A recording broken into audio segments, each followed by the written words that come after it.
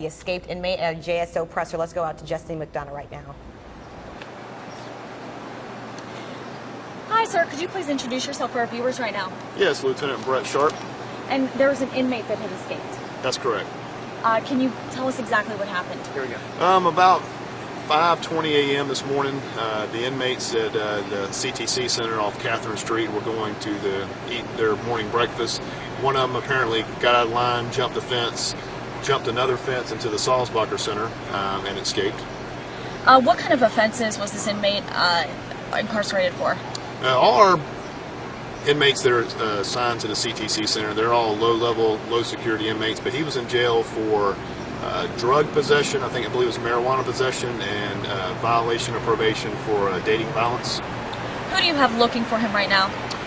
We presently have our bloodhound, canine units, and multiple officers out searching for him. Is there any reason to believe he could be dangerous? Not this time, no. He was, like I said, most of the inmates that are sentenced into that facility are low-level, low-security inmates. But you said a drug charge. Did you also say dating violence? Yeah, violation of probation for dating violence. What should people look out for if they see him? Can you give a description of him? Sure. He's about 6'1", black male, between 160 and 170 pounds, and he changed his clothing into dark clothing. You said Fairfax Street is where he lives? That's correct, yes. Any idea or any reason to believe he went back there? Well, obviously we have units looking for any and all areas that we believe he might be in, but that's where his mother lives at. Is family cooperating? As far as I know, they are, yes. Any other information that our viewers need to know? Can you give his first name one more time? Yeah, sure. It's Deontay, and his last name is Colors. How much longer does he have in this transition home? You know, I haven't got that information. I mean, all the inmates that are sentenced there are less than a year, so it's from my understanding from talking to the correctional officer, he didn't have a long time to go from there. Is this common? Jumping a barbed wire fence seems a rather painful way to go.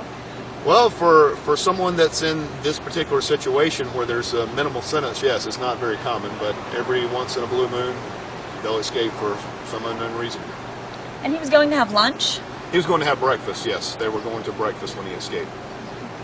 All right, sir. Thank you so much for the information. We appreciate it. Again, the officer here told us that an inmate had escaped. He was actually going to have breakfast at a transition center when he escaped by jumping over a barbed wire fence. Now, again, he is 6'1" tall. Now, we're going to give a complete description of what that man looks like and his full name and what he is wearing dark colored clothing. We're going to include that on our website at actionnewsjax.com. Reporting live in Jacksonville, Jesse McDonough, CBS 47, Fox 30, Action News Jax.